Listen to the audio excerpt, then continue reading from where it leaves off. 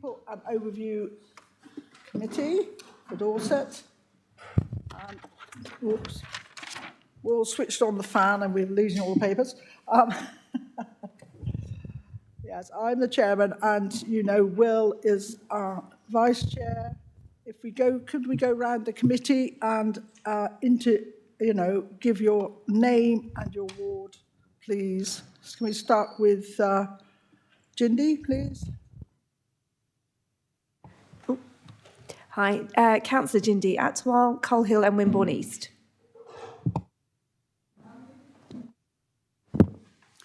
Councillor Andrew Todd, Coal Hill and Wimborne East.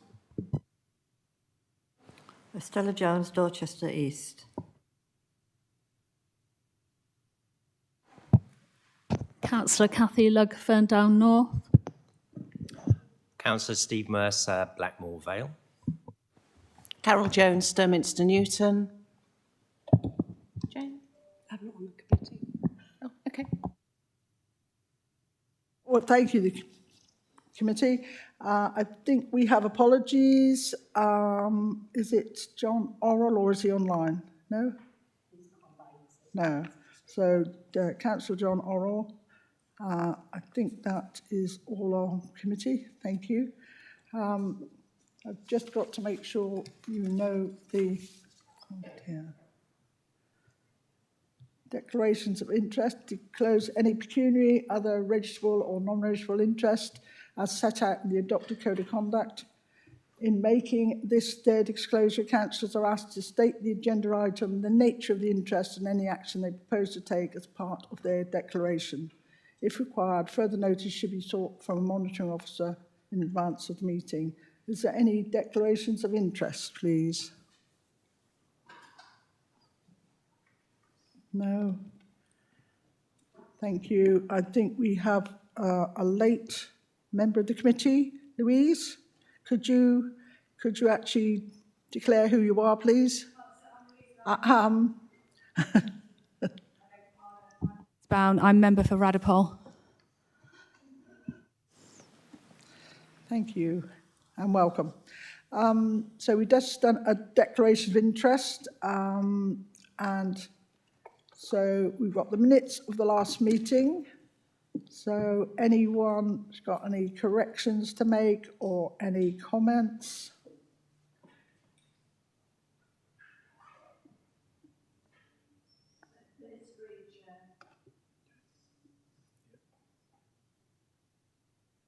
Okay, everyone happy? Yep, thank you.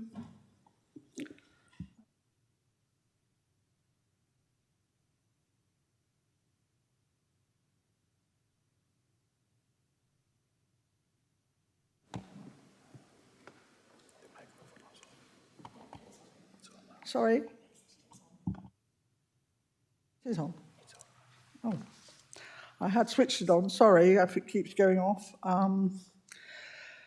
Right, there is no questions from the public, and there's no questions from the members. So there's no urgent items either. So we can go straight on to item 7, which is work programme and forward plans.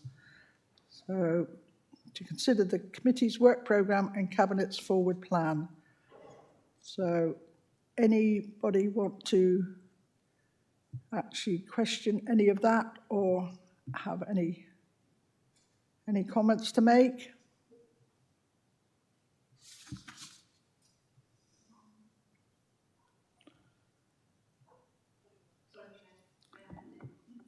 Yes, Carol? Yeah, we seem to be a little light. Sorry. Don't worry, we seem to be a little light on agenda items, and I wonder whether it's possible for you to contact all cabinet members and see if there's anything else we can get our teeth into.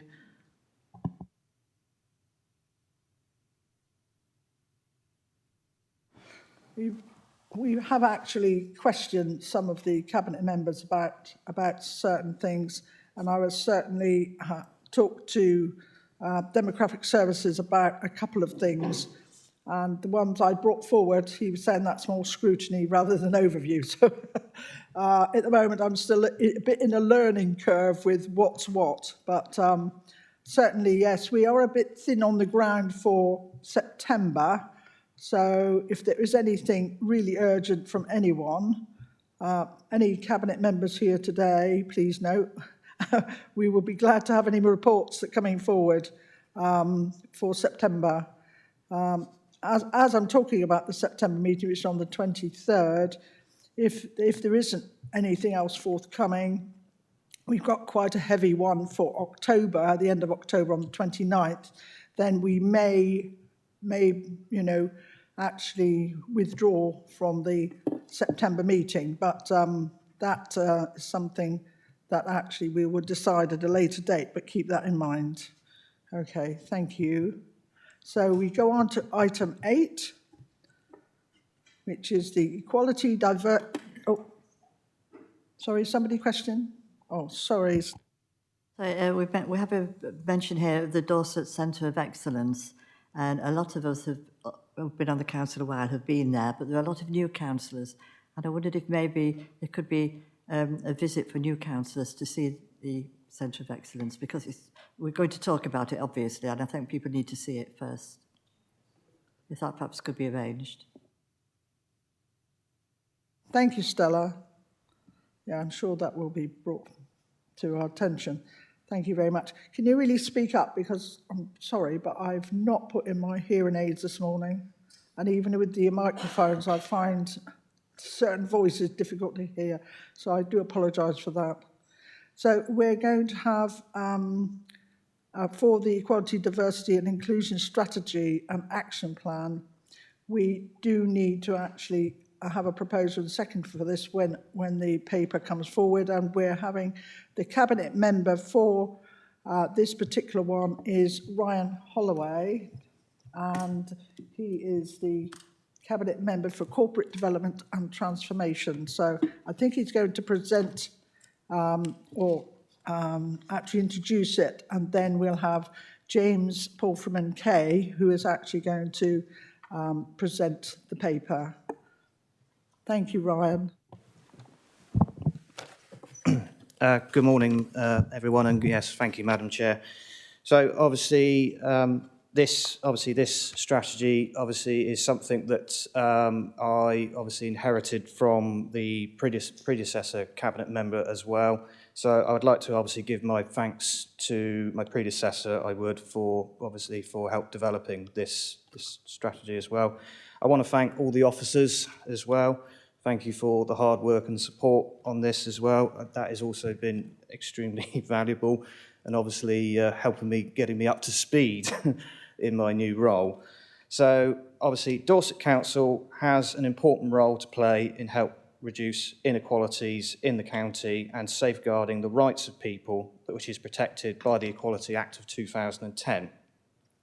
As a public body and local organisation, we recognise that the Council has a special responsibility to show leadership through our actions and words on equality, diversity and inclusion. Dorset Council has a legal duty to eliminate unlawful discrimination, harassment and victimisation, advance equality of opportunity and promote good relations between different groups of people. As outlined in this strategy, the change we want to see is this: equality, diversity and inclusion is everyone's business. Services and facilities are accessible to all. We will also strengthen our relationships with our communities. We will also celebrate and support our diverse workforce that we have here at Dorset Council. And the Council also celebrates the diversity of Dorset. So, obviously, with me introducing this, I'd like to now hand this over to James Paulfreman Kay, who is our Equality, Diversity and Inclusion Officer, who will obviously now just give you more of a rundown in the details of this strategy. Thank you. The proposed EDI strategy and action plan was developed for engagement with employees and stakeholders, including colleagues from the voluntary and community sector. Throughout 2022, 2023 and 2024, we met with representatives from our EDI reference group, employee networks, recognised trade unions and senior officers. We're using the Local Government Association Equality Framework as a tool to measure our progress on EDI work. This action plan has been organised under the following objectives. which are understanding and working with the communities living within the Dorset Council area, demonstrating our leadership, partnership and organisational commitment to equality, diversity and inclusion, to develop, commission and deliver inclusive and responsive services, and to develop and support a diverse and engaged workforce. We're looking to meet the developing and achieving criteria identified within the LGA Equality Framework for the current period, and it's recognised that there might be change, obviously, when this occurs because of maybe local, national or international events, as we have seen in the past. If this occurs, our Equality, Diversity and Inclusion Strategic Board will decide whether or not existing priorities need to be added or changed. And it is proposed for the future that we move towards the excellence criteria within the LGA framework after this action plan is being completed. And obviously progress on meeting the task will be monitored for our Equality, Diversity and Inclusion Strategic Board. Thank you.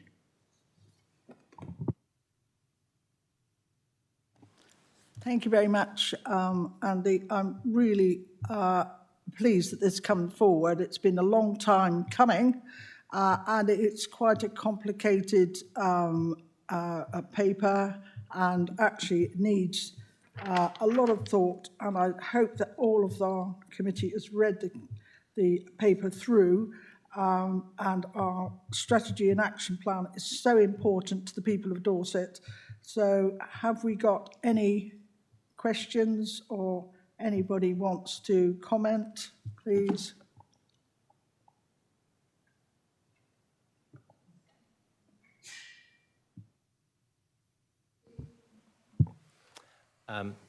Thank you, Chair. I read this document last evening, and I was very impressed with its thoroughness and the scope of the review. I'm glad to see it follow the vision, strategy, tactics model. The thing that did strike me, and forgive me, I am new to Dorset Council. The thing that did strike me is in the tactics piece or in the tasks piece, there are 134 tasks. And my fear was that in 134 tasks, some of the main actions would get lost in the sheer volume of work. If you read the tasks which talk about ongoing work, actually I wonder whether many of them ought to be there. I wrote one down actually last night. Ensure employees undertake data protection training via Learning Hub. Now, that's a task in there. Now, I assume that's monitored via distance learning protocols that you have. And I just wonder whether some of those actions, some of those tasks could be taken out to make the document more smart, just to make sure that actually we focus and concentrate on the things that are really going to make a difference, because there are a lot of actions in there and actually a lot of bodies or a lot of committees that seem to want to input or overview it. That's my reservation, that the number of tasks will actually not help the execution of the strategy.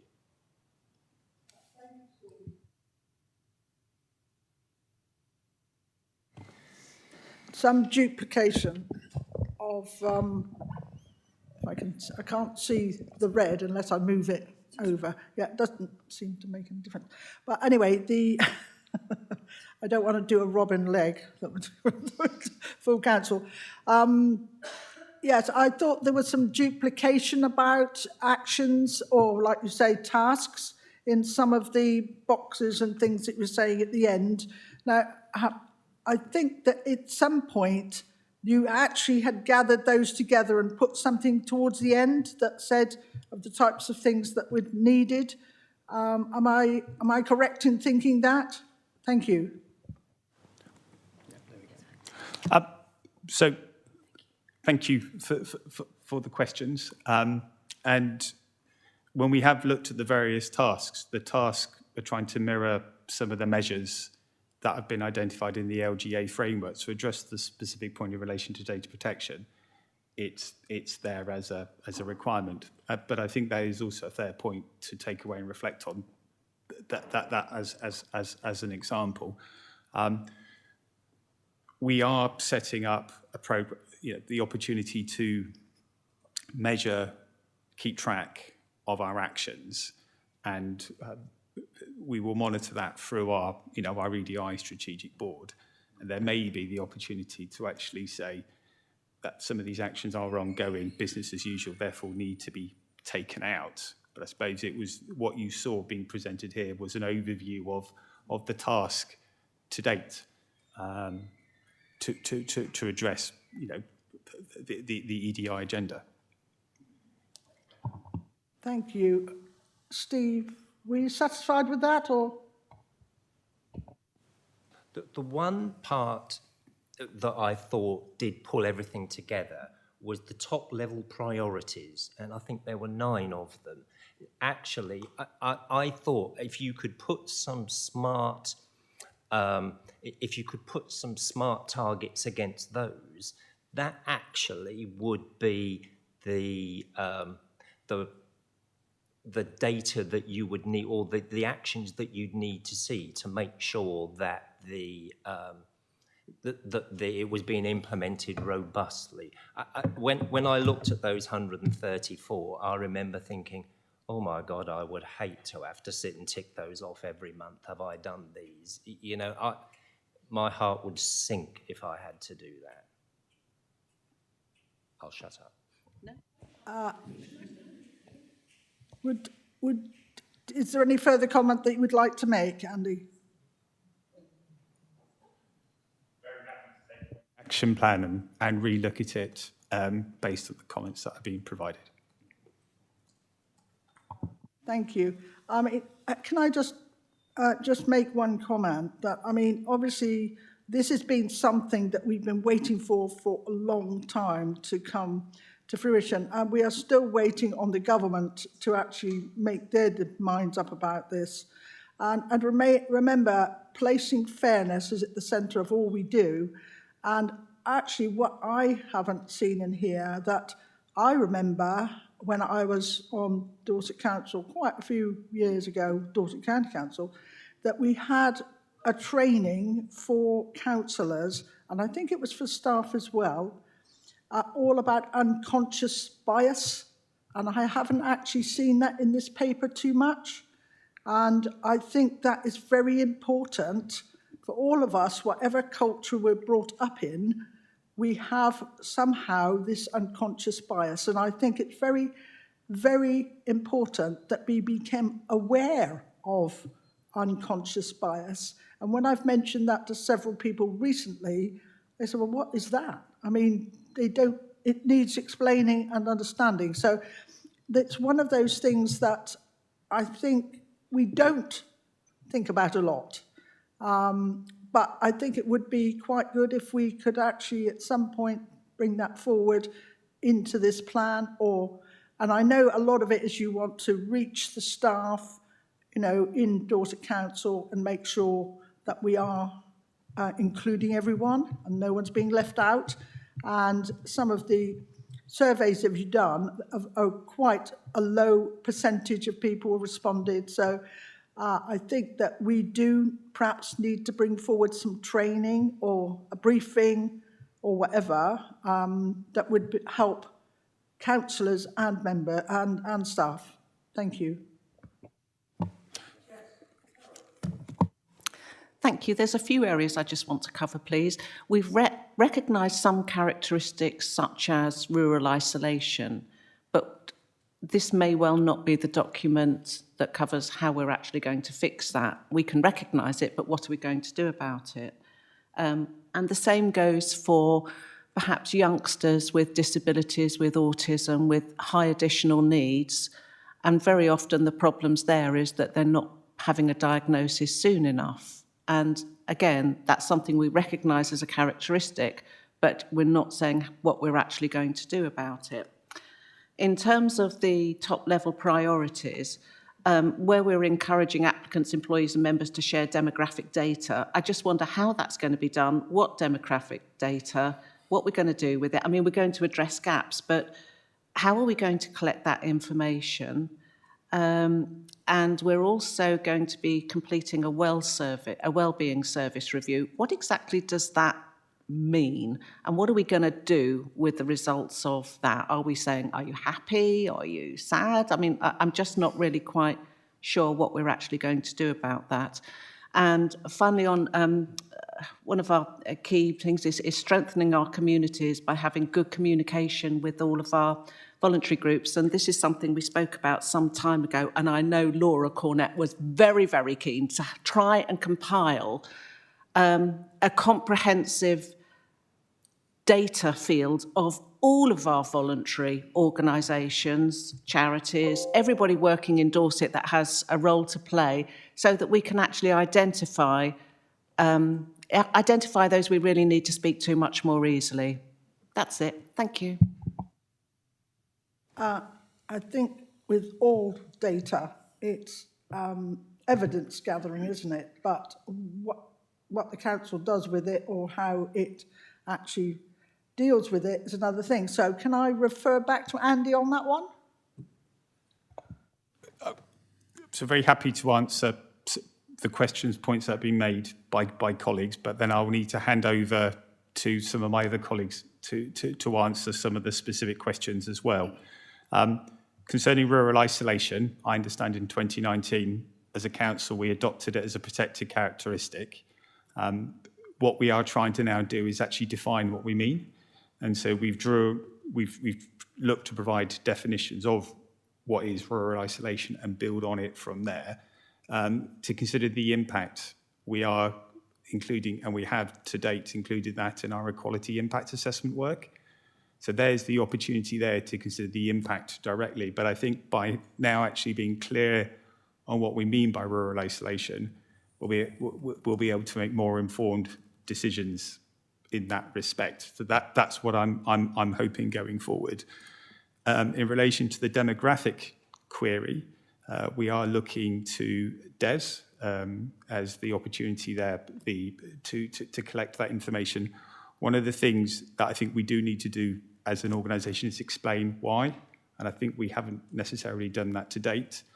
One of the things that is quite shocking, if you look at, for example, the declaration in relation to religion and belief, over 70% of our workforce hasn't disclosed or shared any information at all. So it's very difficult for us to consider the needs of particular groups if we don't actually understand what the issue is. So I suppose as we are looking to be a data-driven organisation, we're trying to actually help our decisions to be informed by evidence, ultimately.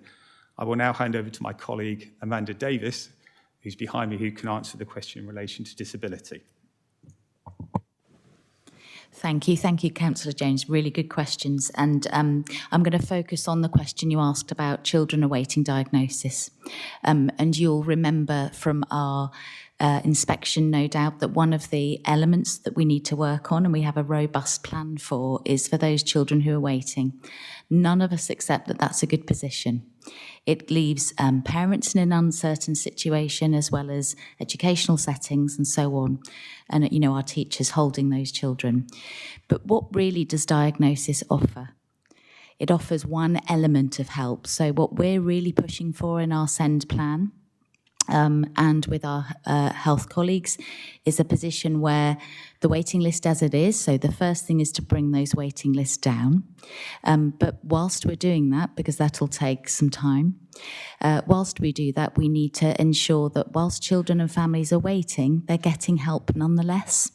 So it might not be tailored help to the specific need the child might be diagnosed for yet, because we're not sure what we're helping with, but it's really listening deeply to families as we do in our early help system to really understand what would help you now whilst that's in train. And we think we can do that much better. I hope that helps. Does that answer your questions, Carol? Yes,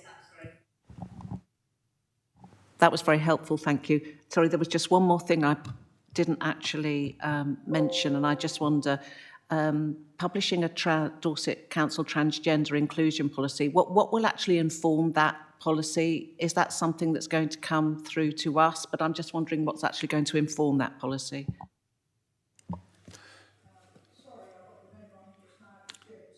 It is. That's not a problem. That's not a problem. So what we've we have a draft transgender inclusion policy.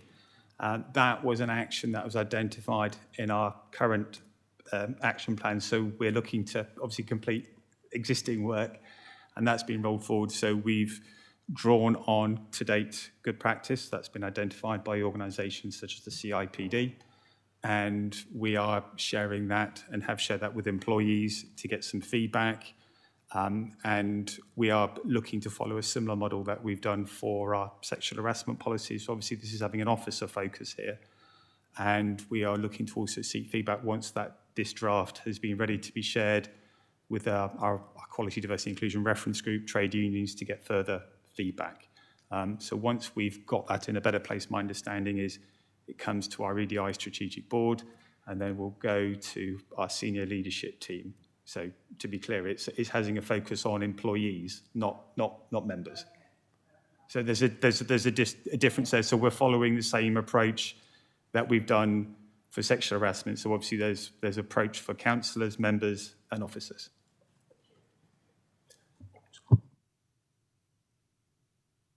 Will wants to ask a question. I do. Thank you very much. Thanks, James. So I have a couple of comments, I think. So I think I see in the strategy 35 actions in the previous action plan, and there are about 18 outstanding. What happens to those 18? Do they go into the next one or not? Just a question.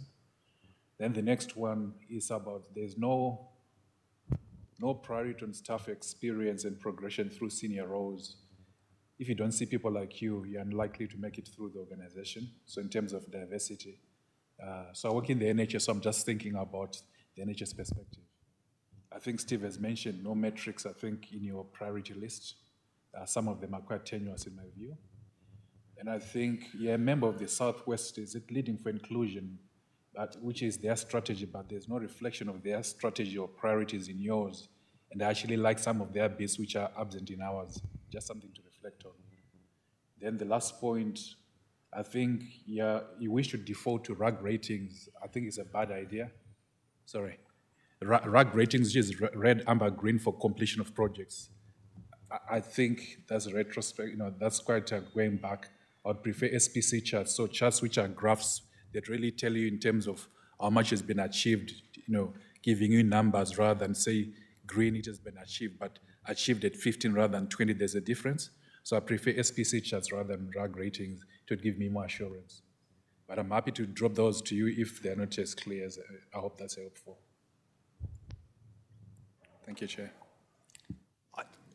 Thank you for your questions and observations. A bit difficult to hear, so apologies for that. Is there any chance you could just repeat some of the, because it was really hard to... Oh, I'll speak a bit louder. Sorry, James. So I said, I think you had 35 actions in your the previous action plan. 18 are outstanding. What happens to those 18? Do they get rolled over or they're not important enough? So that's number one. Number two, there is no priority on staff experience or staff progression within the organization as part of your priorities. Yeah. Number three, Steve has mentioned no metrics in your priority list, so that's taken care of. Number four, you're part of the Southwest Learning for Inclusion. Some of their strategy priorities are pretty good. They're absent in ours. I'm just thinking, what's the point of making a reference when you don't take the good out of what they're saying? Then number four, or number five perhaps, you want to use RAG ratings, which is red, amber, green, to say things have been completed. I don't think that's a good idea. I would prefer SPC charts. That will give me some assurance in terms of how much you've achieved. So more or less any type of graph I would prefer rather than just your word to tell me that we have achieved this, that's not good enough. That would be my view. I hope that's helpful. Is that okay? Yeah, sorry. That's better, thank you. I'll remember to. So for the 18 actions, we have looked to roll them into the new tasks action plan itself. So just to give that example there, as mentioned earlier with the transgender inclusion policy, that was a piece of work that was identified previously. It wasn't completed and obviously then rolled forward into this new piece of work. For the Southwest inclusion strategy, we can take that away and we can obviously have a look at that. Staff experience, again, we can take away and have a look at that. And with the RAG rating, we can take it away and we can change it.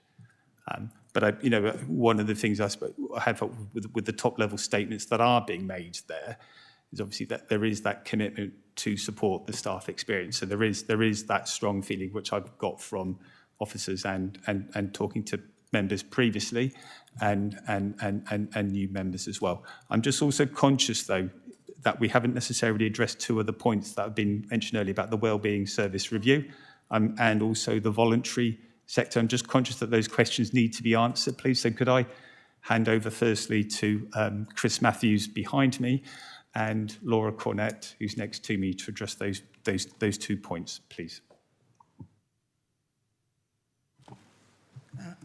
Thank you, James. Everybody satisfied, Will? Was all your questions answered? Thank you. And I'll send them over. Yeah. You want another one? No? No.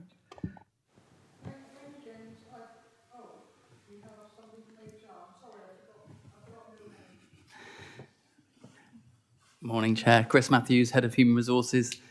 Just like to come back on Councillor Jones' question around the wellbeing review. Our wellbeing package within the council has been in place for a couple of years now and has a focus on providing support to our employees through access to counselling and early access to steps to wellbeing. We've recently extended the ability to access our wellbeing package to councillors as well. What we are doing at the moment is taking a long, hard look at the value for money we get from that current arrangement and whether or not we are getting maximum impact for the amount of spend in that area. And we are exploring alternative options with an expectation that we will be moving soon to commission a different opportunity to provide that support to employees, potentially with the procurement of an employee assistance programme that makes those access to those sort of services easier for our employees. So we are looking at that at the moment. So at the moment, it's about making sure we're getting the maximum value for money out of our current employee wellbeing offer and maximum impact. Thank you. Everyone happy? Yeah, sorry. Yes, would you like to speak? Thank you very much, Chair. Laura Cornett, Business Partner for Communities and Partnerships. I'm to answer Councillor Jones's question about communities. So, of course, the EDI agenda and the communities agenda do knit very closely together. So we will be revisiting our community strategy. But first, we're working through our big conversation piece where we are engaging on the new administration's 4 proposed priorities, obviously one of which does put communities at the centre of it. That will then help inform the new council plan, which I believe will come through the overview committee and then on to cabinet towards the end of the year. Once the council plan has been ratified, we will then look at the community strategy. And it is very much our ambition that all of our directorates and our corporate hub work together to ensure that we have got a full database of all of our voluntary sector organisations that work with us. And we have got most of that already in place through the Help and Kindness website. So Adult Services and Housing also now commission the Help and Kindness website to put their adult service support on there. A lot of the children's and our holiday activity and food programme are also logged on there alongside all of our main community organisations. Of course, it is a voluntary sign-up, so it's not compulsory, but it has helped us gather a lot of data, and it is a quick way for us to access all of our organisations. But we do recognise, obviously, there are over 7,000 organisations working with the voluntary sector across Dorset, so we will never capture them all, but we will capture those that want to be captured. Thank you. Thank you very much, Laura. Any more questions from the committee? Anyone else that would like to ask questions that is present here today? No?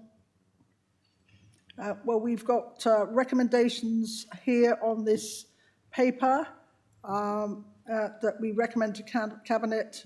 1, supports the adoption and supporting definition of the 7 local protected characteristics. 2, approves EDI strategy and action plan. And 3, approves the supporting detailed EDI action plan. Have we a proposer and a seconder, please? Thank you, Stella. Are you proposing? And Jindy is seconding it. Thank you. And do you all agree? All you agree? Yep. Thank you. Then we'll move on to item 9. Well, we're going to move on to item 10. There's a change around in the agenda. So we're going to have item 10 first, which is towards a new model for day opportunities in Dorset. Now, I think we're waiting for officers to appear for that one. I'm here, Chair. Oh, sorry. I didn't realise you were online. So sorry. No problem. It's Mark. Mark is online for us for that one. So yes, I hope this is another interesting paper. We had a task and finish group last year on this topic, and we did a really deep dive on all the opportunities, the day centres in Dorset. And Mark has now brought this all together, and he was our consultant at that time. He is now our corporate member for commissioning, corporate director. And yes, if you'd like to present that then, Mark, thank you. Okay, thank you, Chair, and apologies that I can't be with you in person to present. But in the chamber, I'm also, colleagues are present as well, so when we come to the questions, there might be others who would want to speak and support the presentation. Mark, so, I'm sorry, can you speak up, because we can't hear you? Okay, I can do that. Is that a little bit better? Yes, No. Are you hearing me now? Okay. One moment, let me see if I can.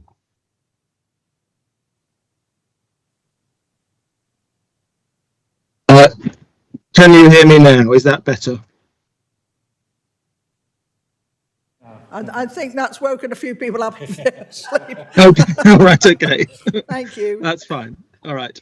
Thank you again for the introduction, and I'll just say again, apologies that I can't be there in person to present, but I've there are colleagues in the chamber, Julia Ingram, the operations director, and Sarah Perrott, the commissioning manager, responsible for this work. So I'm sure when we come to questions between us, we'll be able to support the conversation. I've got the short presentation. I am going to run through the presentation that is in the pack, but I've done a simplified version so it looks a bit easier for people to read on the screen. But all the information that I'm presenting is the information that's in your papers. I'm just going to start with beware that Councillor Robinson can't be here and wanted to introduce the paper. So I do have a sort of 2-minute sort of video snippet of him saying a few words here, which I'll play first. And then I'll pick up the presentation. So I have rehearsed this, so hopefully this will work as a video. Hello, good morning.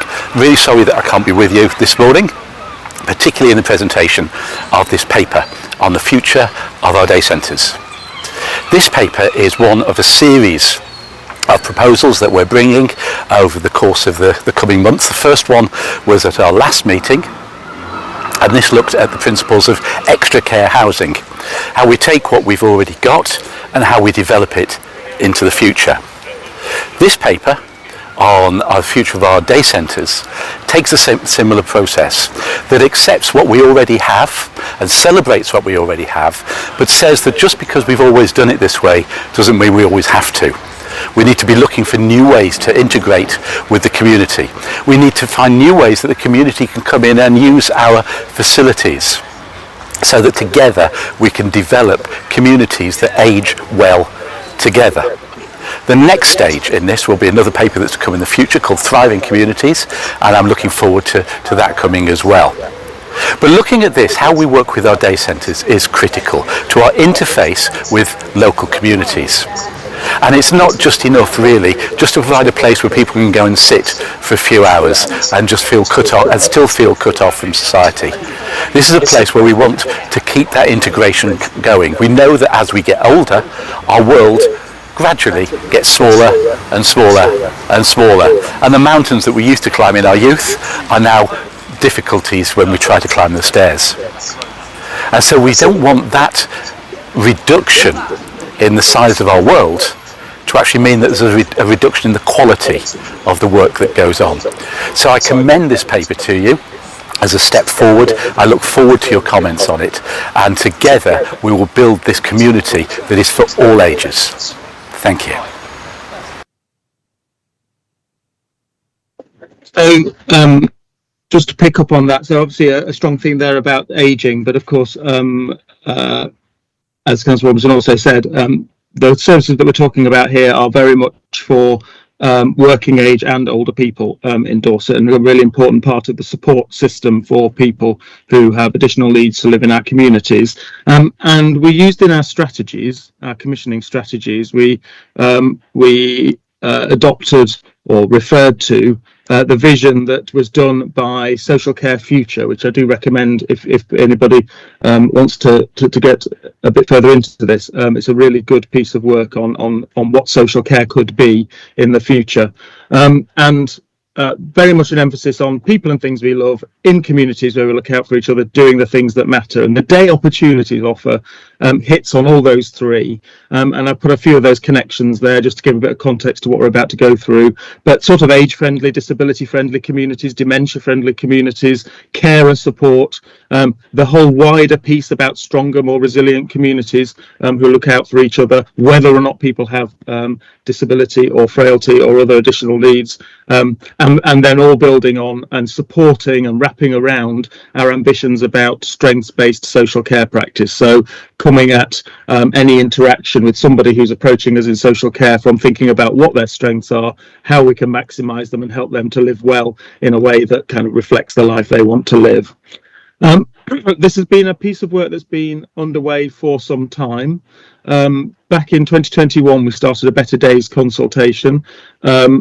We took some very high level feedback from that about needing hubs that supported the development of connections in communities and spokes that were individual activities that people could access, and the idea that they all sort of network around some of the places in our county so that people can move effortlessly between them.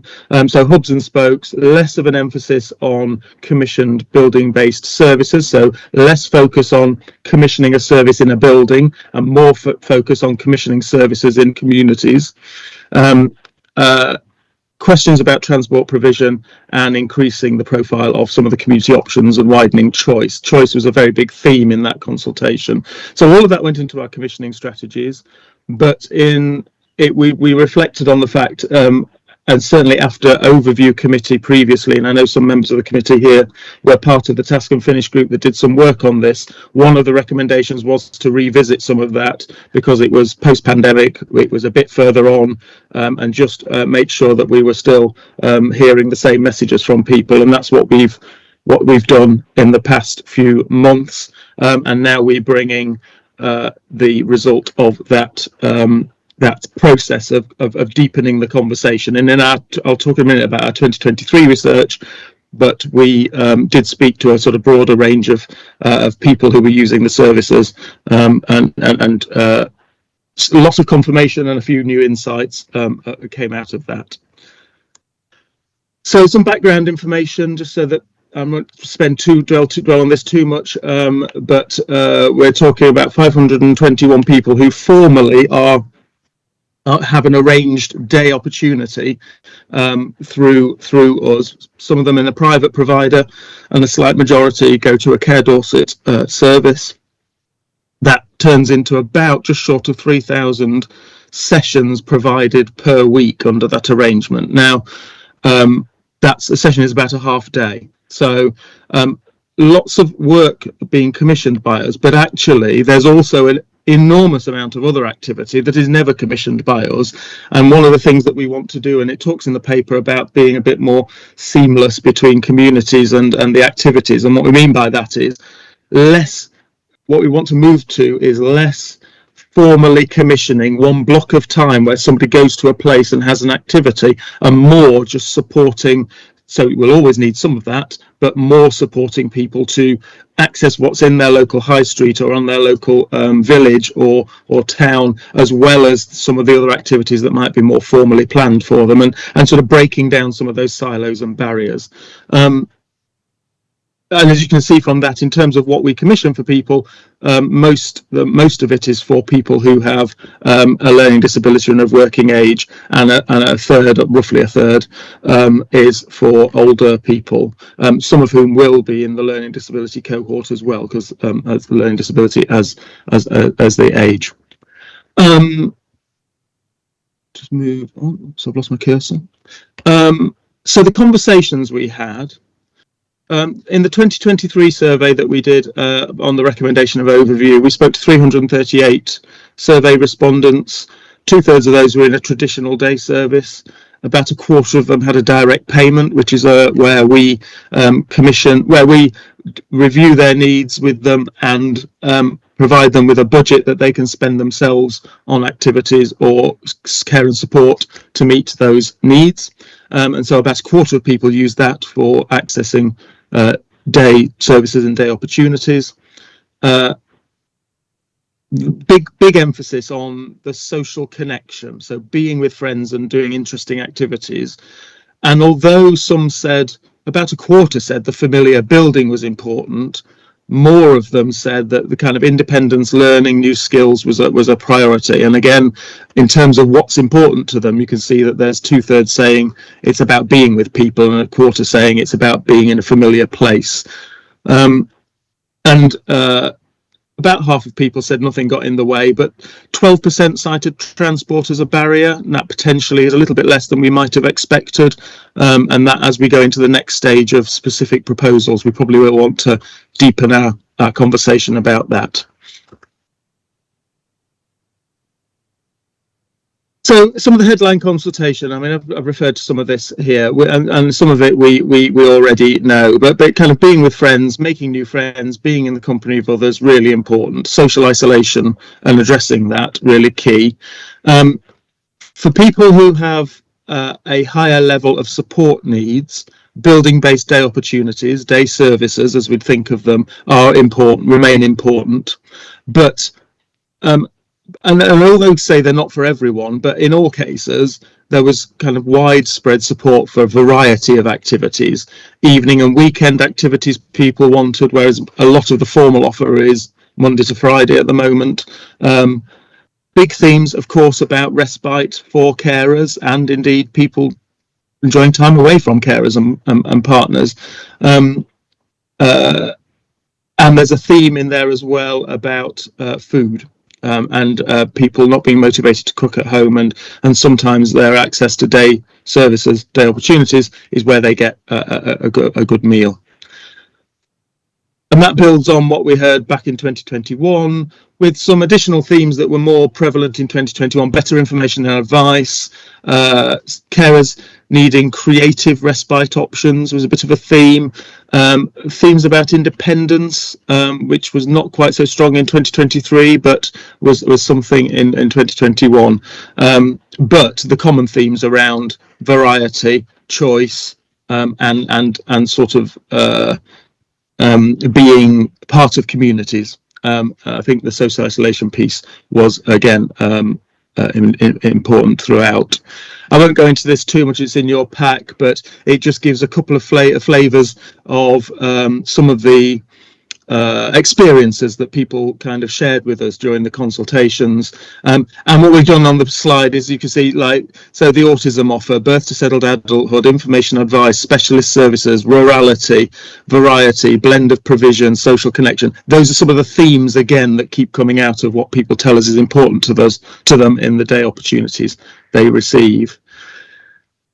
And what we also want to just capture here is a bit of what a mixed week might look like. And we have so much activity going on across all the kind of community organisations, day service providers, day opportunity providers in the county, that this gives just a flavour of it. But everything from kind of community farms, preparation for employment, volunteering, allotment, very much kind of vocational and skills development activity, to reading at quiet time, performing arts, walking groups, and so on.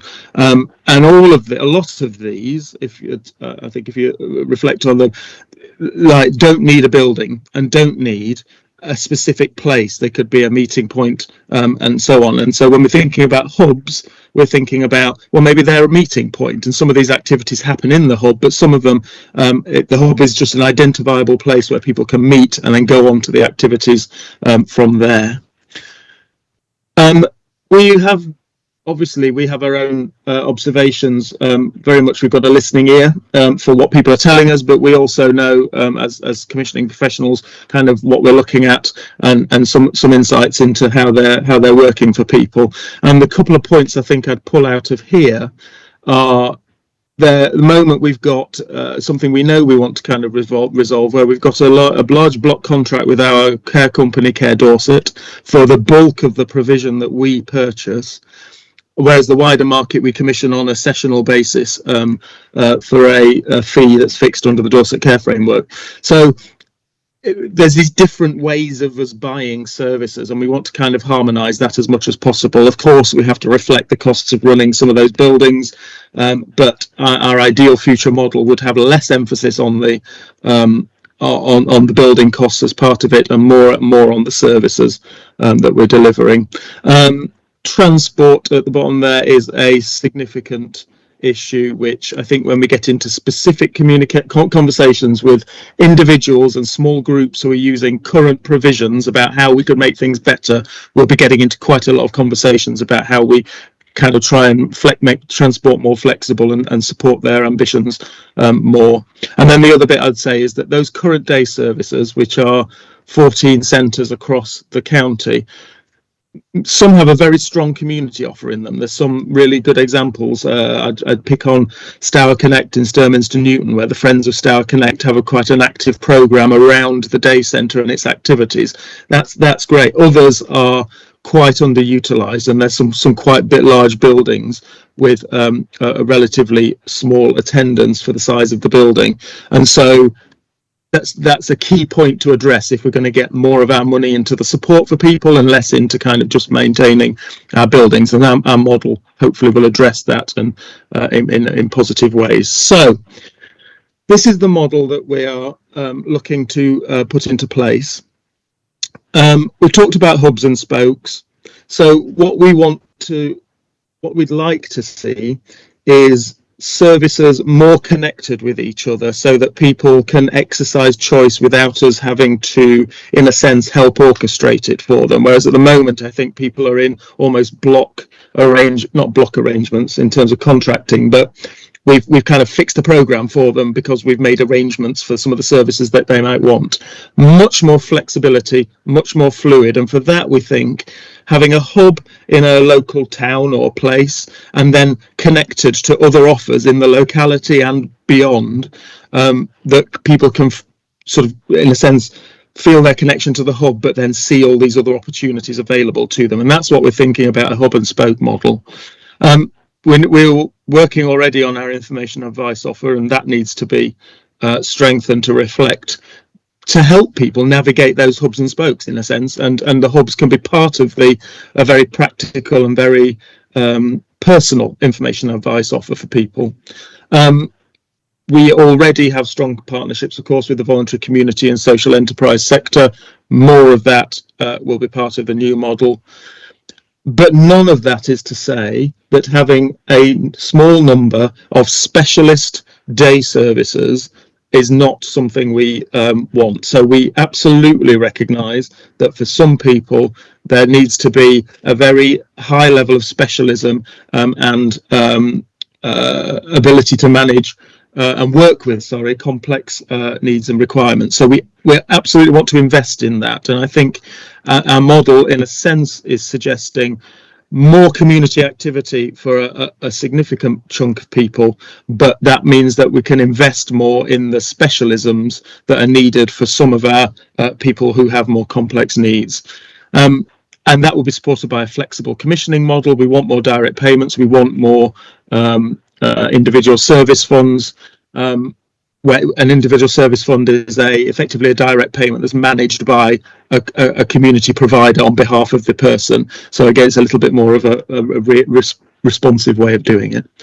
We've got lots of micro providers, small one-person organisations who just help, who kind of provide care and support and assistance and coordination and help people get out. Well, again, we want to strengthen that, and then all of that means that we want to reduce or repurpose buildings.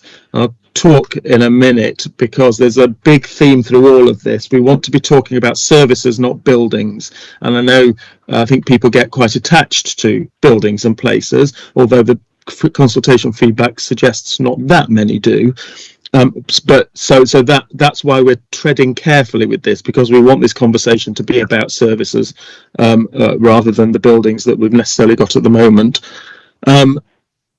So we need to connect this up as well. There's a lot of going on at the moment, and this has been a very busy year or two for development. So in adult services, we're looking at things called independent living centres. If you know the Greenwood Centre, it's a place where, and actually the tech hub that we had at County Hall, it's places where people can go and understand the kind of equipment that is available to them, see how it works in a kind of home setting, look at what a level access shower might look like, and how, think about how it could be, get advice on how it could be done for them to help them live more independently. There's a potential here for some of what we're doing with the hubs for them to kind of support that program. So we need to kind of get those opportunities if we can. Children and family hubs, there's 5 of them around the county now, I believe. Again, making sense of, and particularly where it's young people coming through transition from birth into settled adulthood, being young person into settled adulthood, they're the ones that are telling us mostly they want more diversity and creativity and different options. And so making sure we can connect whatever we're doing in day service hubs with children and families, but just make sense of that for people, really important. Integrated neighbourhood teams are NHS driven, but we are very much part of the partnership to look at how teams of professionals get more connected around a local place and delivering the priorities and the services that people need in a local place, so that your GPs, pharmacies, other elements of the primary care system, together with social care, together with the VCSE and so on, are supporting people.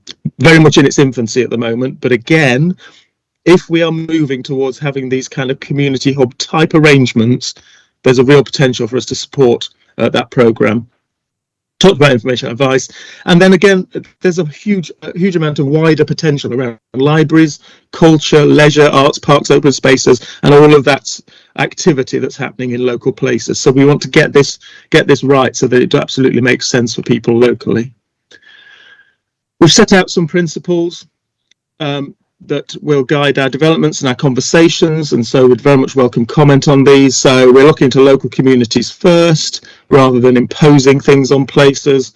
We're valuing specialist support. Don't want anybody to hear that this is about somehow wanting to close everything and move to this kind of community model. There will always be a need for specialist day centres. We talk about services, not buildings. The buildings enable us to deliver things, and we think there's some potential here for them to enable us to deliver, for those buildings to enable us to deliver community capacity, not merely a small service offer for a small number of people. We want them to be, what we're saying is enabling and re-abling, and we'll talk about that. So you'll be aware, I'm sure, that people who go into a hospital come out after a fall or another crisis, are supported through a reablement service to get back on their feet and get back into independence. We want our day service offer to work in that way as well, so that for older people particularly, but not only, it's part of their journey back into kind of living healthily in the community, or possibly with support, but possibly not for the longer term. And so again, our day service offer being more in that space would be really powerful. And in terms of enabling, a much stronger emphasis on, for example, work and training and vocational support, and particularly for people with learning disabilities and lifelong mental health conditions, and people coming through that journey from youth into adulthood, so that they are getting the supports to kind of be able to live independent lives. We want to kind of look local. We want to improve local connections and local access. We will want to look at where people are currently having quite long times, sometimes on buses, going from home to a day centre. We need to kind of think about that a bit, about why that's happening, and obviously work with the people, because it's their support. But in a sense, that's a lot of travel happening, and relative to the activity. And we say commissioning for creativity. That's very much that point about direct payments, giving flexibility and giving choice to the person who is effectively curating their life, rather than us making kind of block contracting arrangements. I've talked a bit about hubs and spokes. One thing to add, I will just add from this, is that a hub could be a specialist day service. So it could have, kind of quite high level skill set and capacity around, for example, supporting people with complex learning disability presentations and autism and other neurodiversity. Or not. It might be that a hub is actually more of an open community access point. But what we're developing through the specification for a hub is the idea that it's about the connections it makes. And certainly for specialist offers, we really want that they have a focus on helping to upskill and develop the capacity of other organisations. So if you've got a hub in, let's say, for example, Shaftesbury, that actually they might work and network with shops and cafes and other businesses on the high streets in Shaftesbury around dementia for training or kind of autism awareness training, so that people who are then out and about in the community can feel more confident that there's a support network around them if they get into a difficulty. So that sort of activity that we expect from a hub. And I've slightly stolen my thunder on here on the next point. I mean, this is all the information in your pack. I think I've covered probably most of that in some of what I've been saying earlier, but then just the companion piece for spokes. There really is no limit to what a spoke could be in this, and that people who want to kind of connect and network to the hub around day opportunities and develop how they support people with disability, early frailty, dementia to be active in their communities. Is very much, I think, what we're wanting to look. And I say almost anybody could set up as a spoke, a local community hall, a community farm, VCSE groups, cafes, parks. It's like we can go on. There's great creativity to be had. None of this is entirely new. We've got some of it happening already. I mentioned the children and family hubs. We had something happen over the within the last year around a day service in Swanage, where the building was taken over by the Swanage and Purbeck Development Trust. So it was, in a sense, swapped. So Care Dorset now provides some services into it. So they haven't stopped their day service offer in that building, but it's no longer primarily a day service. It's now Children and Families Hub and a Wellbeing Hub being run by the Swanage and Purbeck Development Trust. So again, the building is important, but actually how we use it and how it activates stuff to happen in the community around, that's very much what we're looking to refocus. And again, multi-agency community hub in Weymouth and Portland, Access Wellbeing Hub and the Lantern Trust is an example. So there's a lot of this activity already happening. Important then for what next? So we're heading to Cabinet in September. Subject to the conversation here, of course, because if there's a lot of change kind of requested, we might need to regroup around it. But our current plan is to head towards Cabinet in September with a whole set of specifications for the elements of this model and a response from Care Dorset that says, if this is your model and we think what we're going to do with our buildings are, and then that's the starting point then for a conversation with communities and individuals and people using services and people who work in the services about how to transition to this new arrangement and what it means for each service in each place. I've talked a lot about, but I put this in just to kind of really emphasize it. We don't want to overall close and reduce the amount of service. What we want to do is use better what we've got, and some of that is about making a building more of a flexible community space. Some of it is about investing in a particular specialist provision. I think then just onto the last two slides, I think. So we have 3 activity strands that we'll be doing, sort of work plans through to end of the year. Local formal consultation on the changes I've just talked about. We are aiming to get to April 2025 with a new commissioning arrangement for day services, so that we can signal to the market for the next year how we plan to help people buy their services in different ways and so on. And we want to do quite a bit of market development activity, so talking to some of the great, really good specialist and non-specialist private providers of day opportunities we've got in Dorset, people like Windward Day Services, Munsey's, Holmwood Community Farm. So we've got some really good provision that's happening, and we want to kind of them and others start to have that conversation about how things might look in the future. And then there's just a bit of a timeline which says pretty much the same thing. And the only thing I'd just pull out of this is a key part of this is in October, the shareholder committee for Care Dorset receives the business plan 5-year strategy for the company to approve. And it's into that potentially their response and their development plan about how they evolve in line with this model should be in there. So that's quite a key sort of milestone for us. And that's the end of my presentation. I'm very pleased if anybody wants to ask any questions. I'll just take that down. Thank you, Mark. Very comprehensive and quite exciting new way for the day centres to be used, and hopefully in a more community sense, and for older people to have a joyful and enjoyable days out. And I think this is going to be sort of rolled out, hopefully from 25-26.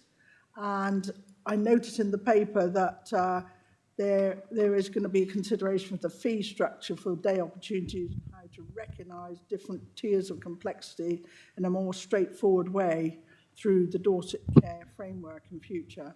So there's lots of work to do still, but this is the first round of this model coming through, and it's really good to see. I noticed there was a couple of acronyms in there, VCSE.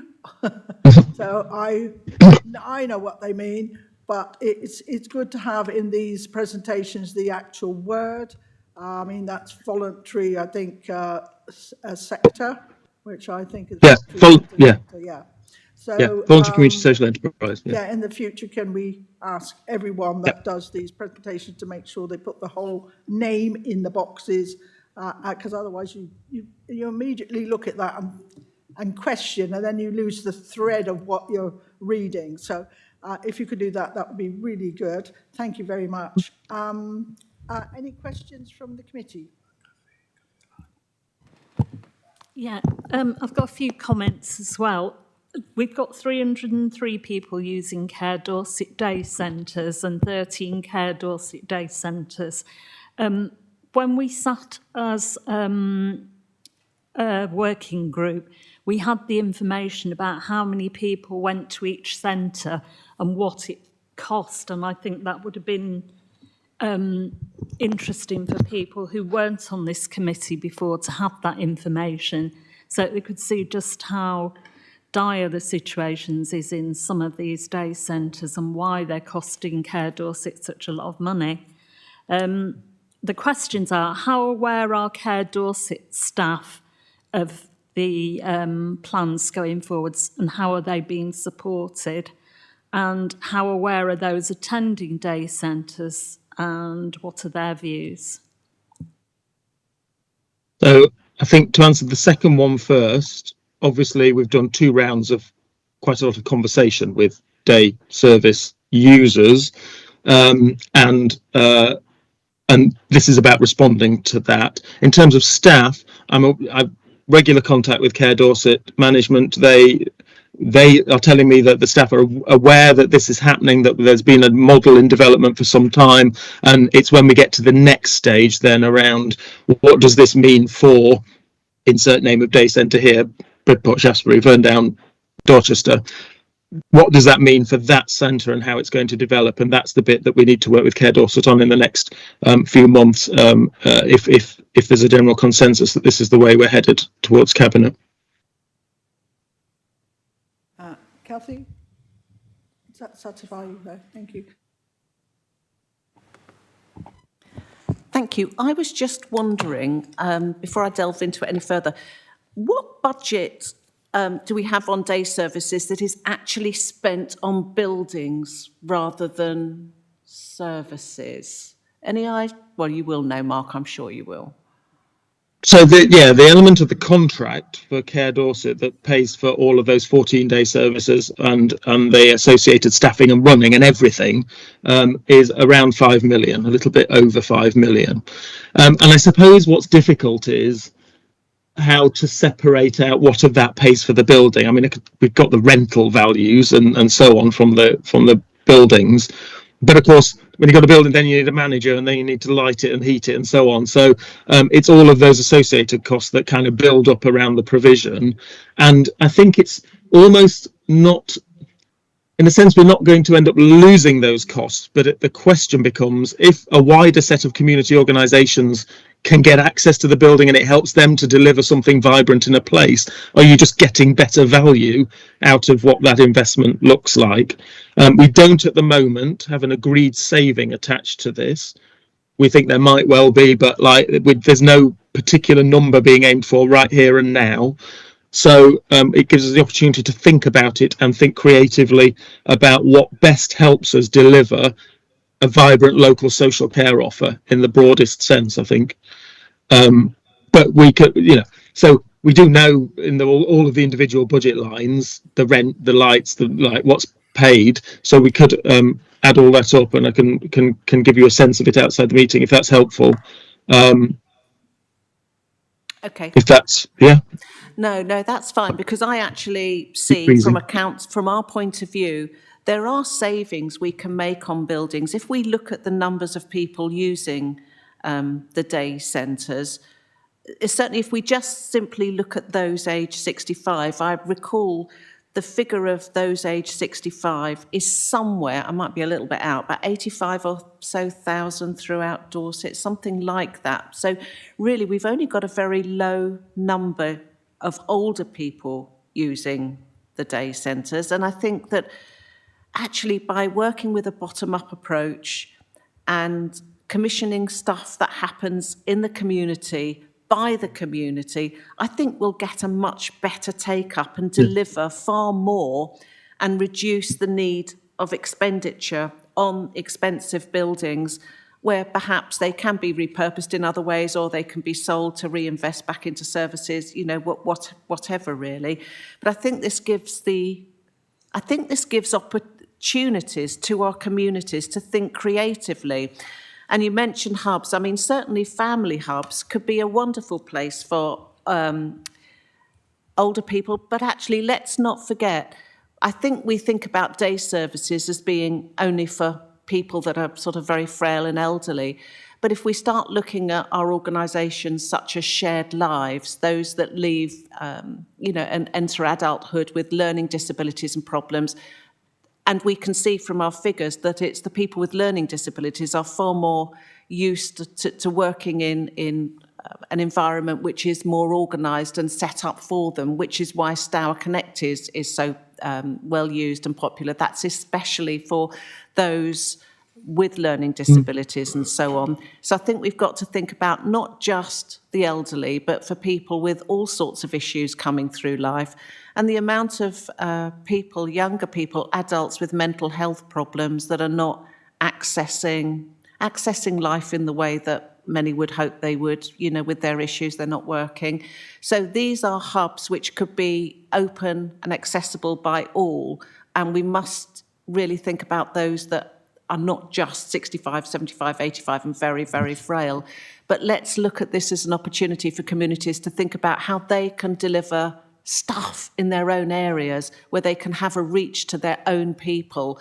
I just think that will be hugely successful. And I think we could actually perhaps even think about reducing our costs in terms of buildings that are not really being used. 300 or 520 odd people using day centres with a budget of 5 million. We've got to be able to reduce that and provide better for less. Thank you. Yeah. Mark, can I just butt in there a moment? I do think that all councillors can actually bring forward these sorts of suggestions, Carol. I think a lot of people have got the same feelings as you have, that their local centres could be used a whole lot better and actually be much more cost effective and fit for purpose for all sorts of things, not just for the elderly or day centres as we know it. So I think that it's incumbent on all of us to think of that and do a bottom-up survey. And I think that actually I can ask Mark and say, can we actually put something out like that to say to councillors and members, well, what do you think about your day centres, and is there any or more things that could be happening there that you know on the ground that actually could make these more rewarding and from the building's point of view and the cost? Thank you. So, shall I come back to that, Chair? Is that so? Because I was just to that, Mark. Well, just quickly, because just to reassure members, really. So I think, you know, that one of the first steps when we get to Cabinet and we've got the model agreed, and we're now starting to think about what next in terms of individual centres.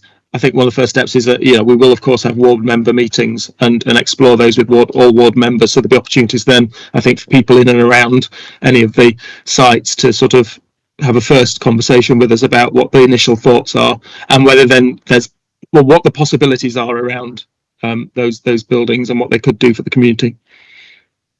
Thank you. It's really outside the remit of this particular report, I think. So, yes, we've got Steve would like to have a question. Mark, my point, it goes back to Carol's point and the point that the Chair's just made there.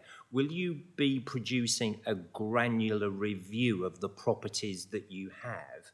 Because I notice you say you want to reduce the underutilised properties such that you may or may not be able to make disposals and reinvest those funds into bringing up the standards of the existing day centres that you've got.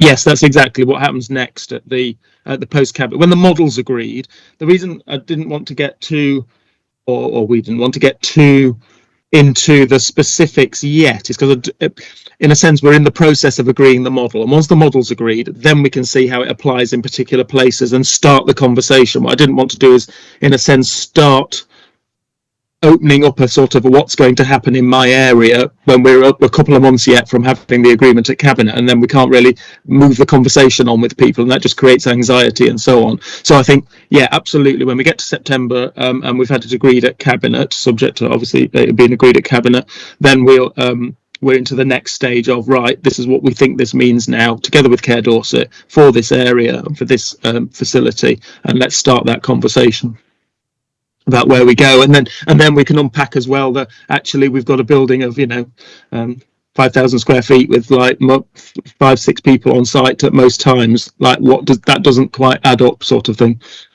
So it will have some of that, all of that analysis then, which has already been, as Councillor Luggs already said, has already been looked at by the Task and Finish group and in a high level. The bit that, just to nuance that, is because I think we've done, one of the things that you also recommended in the Task and Finish group was to get clearer view on self-funder usage, so open access self-funder usage of Care Dorset's facilities, so that we weren't making the decision on the basis of only half the information, which is obviously what we commission. And so we've been doing some of that with them as well since that work was done. So we've got a more nuanced picture to bring forward when we get to September.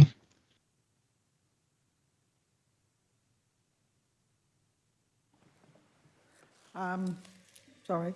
And yes, thank you. So any more questions? Oh yes, Stella, I think wanted to ask a question.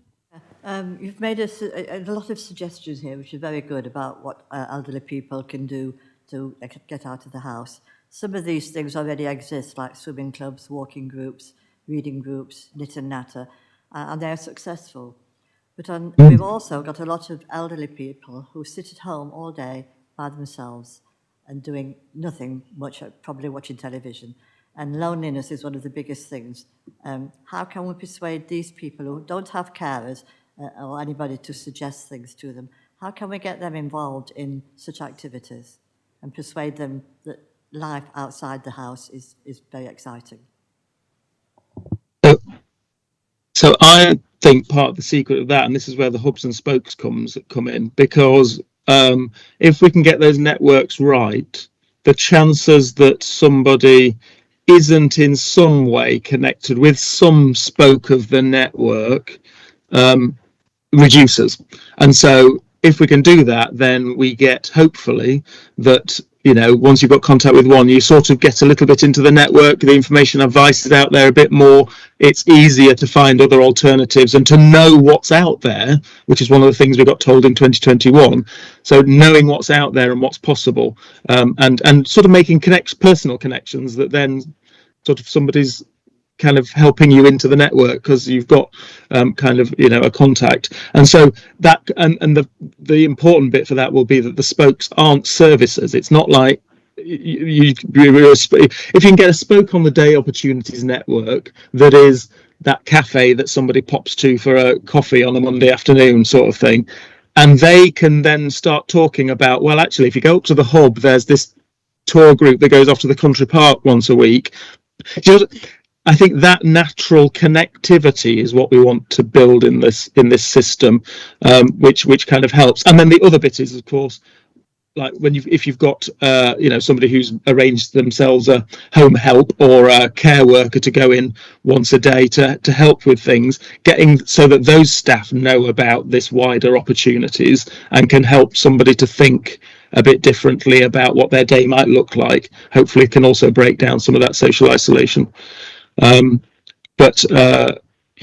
much welcome all other opportunities and suggestions around that, because it is an important point around the kind of social isolation. Thank you, Mark, and thank you, Stella. Is that satisfactory? I mean, what I think actually is that very often neighbours, us as councillors, the doctor surgeries, and also we've got a dementia-friendly group around Wareham, and actually, the people that go and regularly see some of these people, like me, people say, I live on my own, I'm getting elderly, aren't you lonely? And I say, no, because I've got lots of things I do. I volunteer and things like that. Sometimes people don't realise that their use in the community is still there. They can do all sorts of things if only they get a bit of encouragement. And because some people, if you get very immobile if you just sit and watch the telly and have things done for you. And actually what you need to do is keep these people mobile. Thank you. Actually, sorry, Councillor Ezra, can I just, really important mentioning GPs actually, in response to Councillor Jones's question, that GPs absolutely getting so that the primary care network, which is where a lot of kind of people's anxiety problems or mobility problems or all sorts of other things to do with social isolation, that's where they first might manifest. And if they can know about this, we've got social prescribers who are out there who can help make connections into activities. So it's all about trying to get that connection stuff right. So it's good that you mentioned that primary care, because that's a good part of the answer to the question. Andy. Thank you for that. I am minded that there are obviously a wide number of private commercial venues and operators out there providing a significant number of services already. Not necessarily exclusively for profit, but we're blessed in our area, Coal Hill, Wimborne Minster East, with a variety of venues where we get all sorts of people competing for time slots and holding yoga sessions and wellbeing sessions, some of which is funded by a National Health Service provision, some obviously by Care Dorset. Are we working, or are we mindful of the private sector supply that's out there at the same time, making sure that we can build on that and complement that and fill the gaps where they're falling short? Okay. Yes, absolutely. So in our commissioning at the moment, we spend, I've talked about what we spend with Care Dorset. We also spend about just over 2.5 million in the private sector buying day opportunities on behalf of people. So it's an important part of what we commission. But I think, and slightly to your point, I think the holy grail with this is to actually help people access stuff that doesn't need formally commissioning from us. So, for example, if instead of formally, some of it will always be formally commissioned, and that's absolutely fine. We'll buy a package for three afternoons a week at a day service that's in the independent sector, and that's fine. But actually, if we took that money and gave it to the person and said, like, here's your hub, why don't you go to the hub and talk to what's happening in the area around Wimborne, then I think some of those activities that you're talking about that are sort of self-generating community interest, they've now got a little bit of money in their pocket through their day opportunity element of their personal budget to go and access some of that, which might be much easier for them to kind of manage for themselves than sort of knowing they have to be Monday, Wednesday, Thursday at a particular place because it's a particular arranged package. So that's some of the flexibility. It'll never be one size fits all. So it'll work differently for different people, but it's the balance. We want more of the balance to be in that sort of more flexible access to what's happening in your local place, if that makes sense. So definitely, and when I talked about the market development conversations, that's definitely in that space. It's going out and just talking to a lot of those people and saying, well, actually, because we might be able to, don't want to make the promise, but if we get this right in the economics, we might be able to invest a bit in kind of how people can get grant funded to start up activities or to get trained in, for example, if you're running that yoga group, or might you want to put on a particular session for people with low level kind of neurodiversity autism needs, and so you might want Oliver McGowan training so that you're more competent in handling what an environment for somebody with autism might need to be like. So it's that sort of bit, and then hopefully we channel that through hubs so that the local hub is the place people go to go, hang on a minute, I think I could probably open up my whatever activity for some people with dementia. Like, what do I need to do to think about how I can make that real? That's what we'd hope to do. So yeah, no, good point. Thank you, Mark. Thank you. Andy, you okay with that? Thank you very much. Anyone else?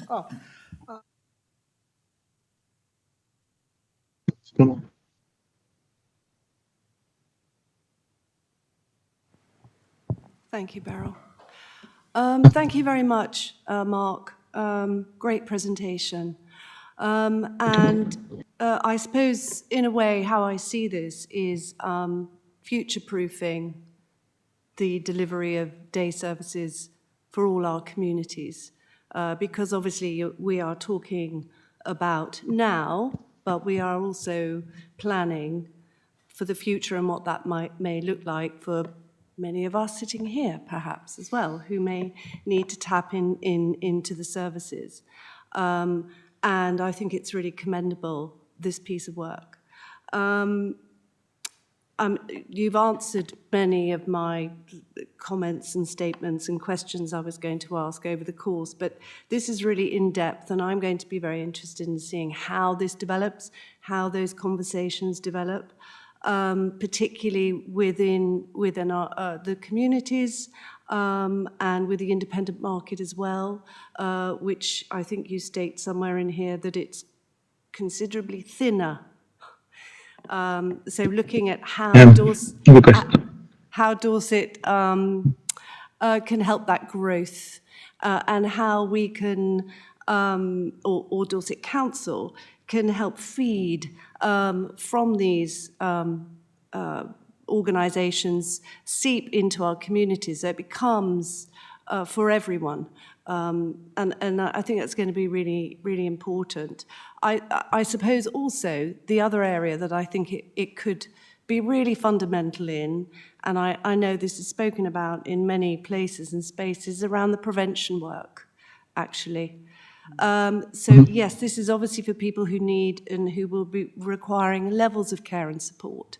But those who can be working in it and be connected to it through their organisation groups, or just tapping in very gently into these events that may be taking place, or activities just on that very small level that does prevent an awful lot has been spoken about here today, isolation, rural isolation in particular.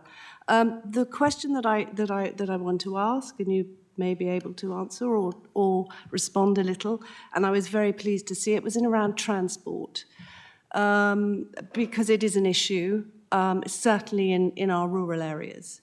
And on my visits this year and last year to many of the day centres, it was apparent that there was a lot of, how can I put it, underutilised transport,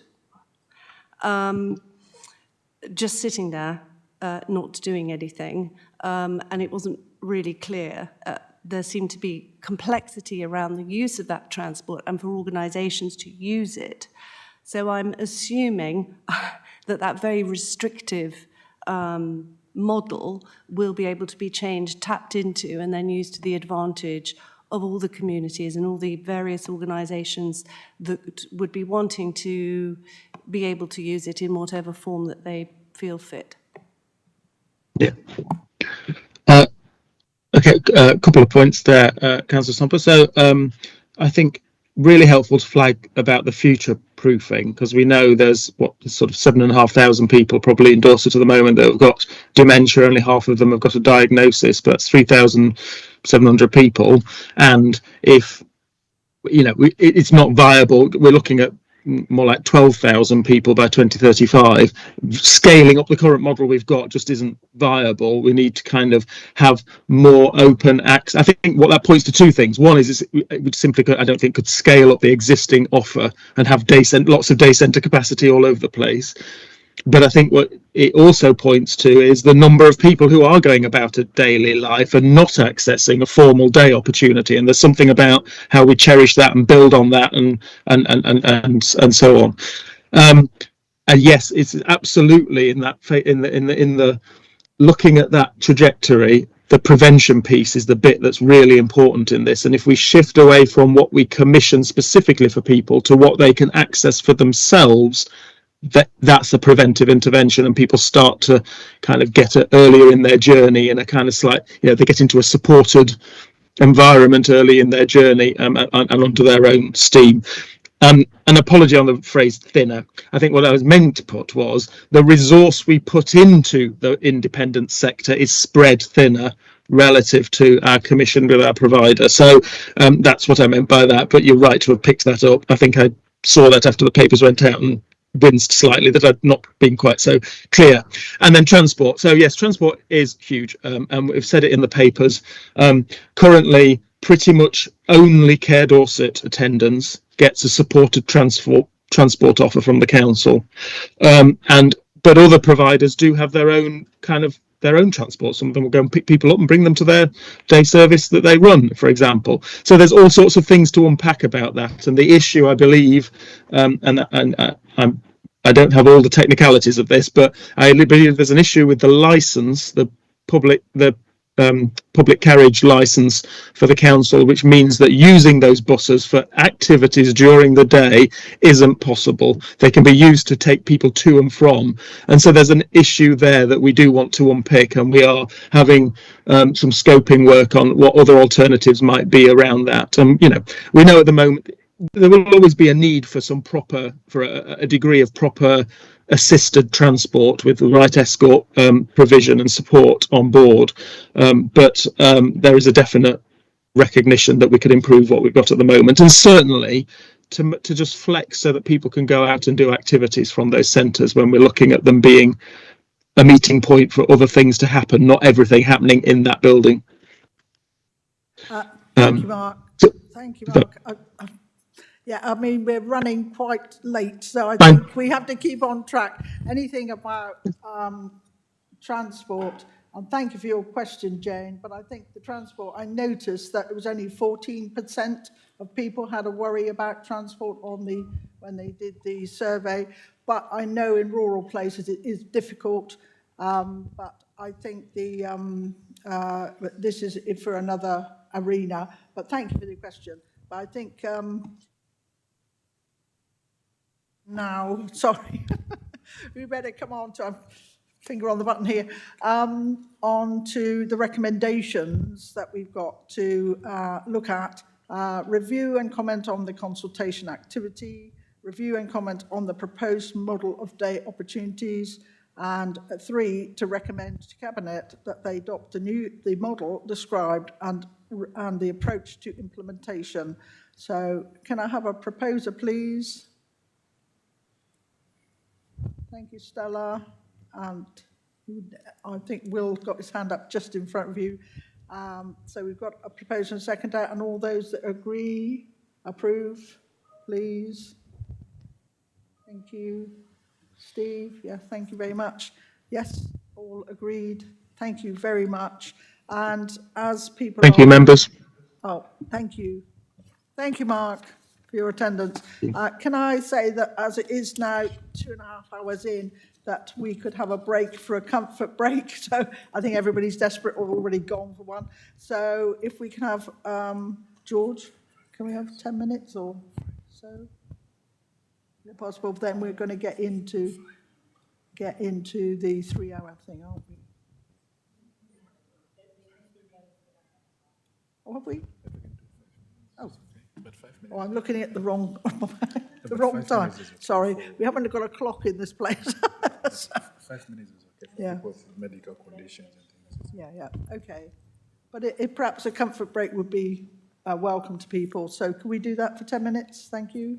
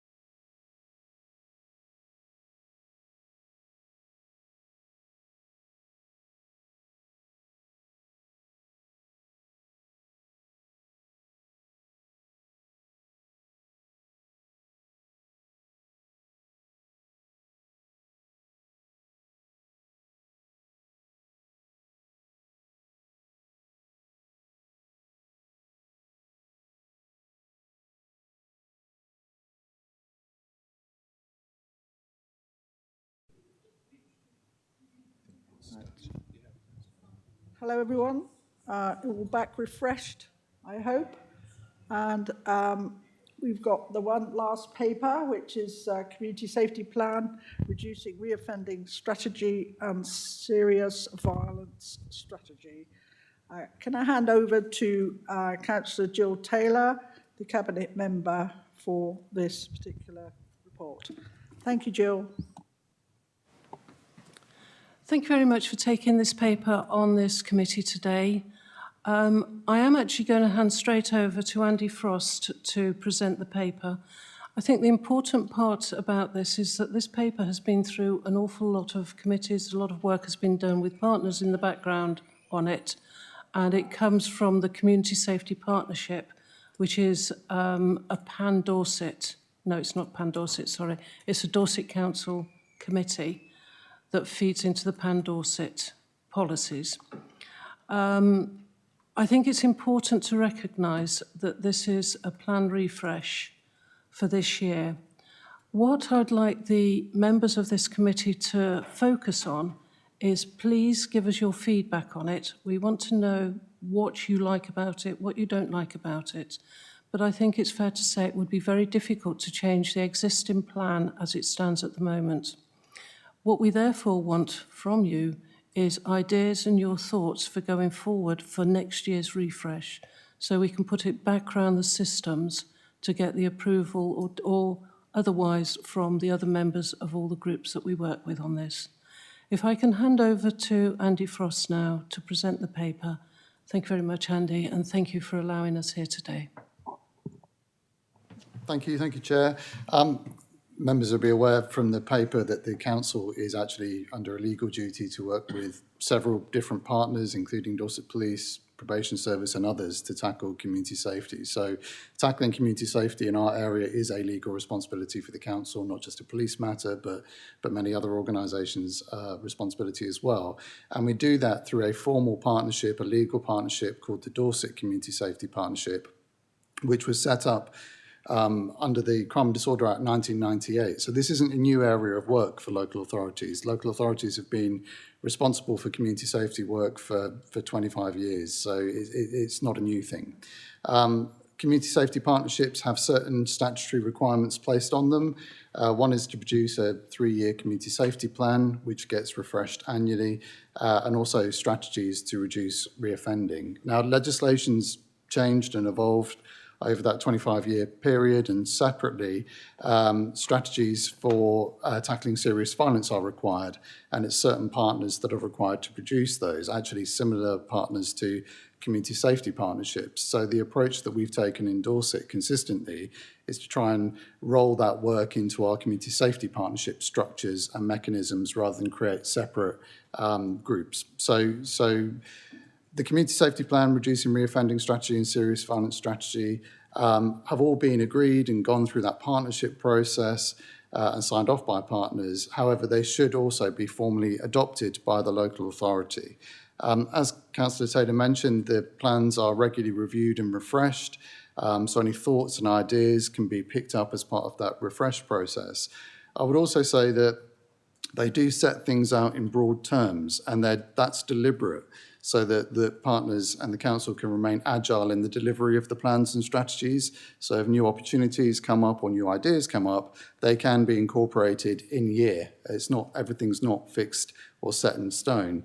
And I'm already speaking with Councillor Todd about ideas around safe spaces and so on, and we'll pick that up, and that can be absorbed within the current plans and strategies.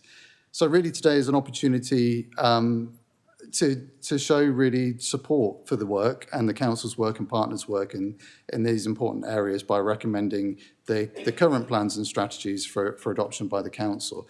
Chair, I'll just talk very briefly about each of the plans and strategies to highlight some areas. So all of them are based on a rigorous evidence-based process. We legally have to do needs assessments to determine our priorities, and the plans and strategies are delivered and the impact monitored through our partnership arrangements with the Community Safety Partnership.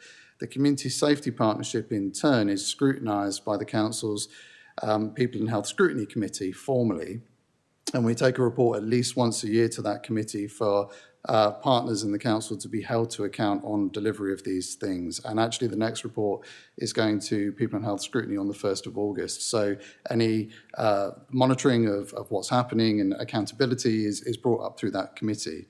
Community safety plan, again, informed by an annual needs assessment, sets out our priority issues.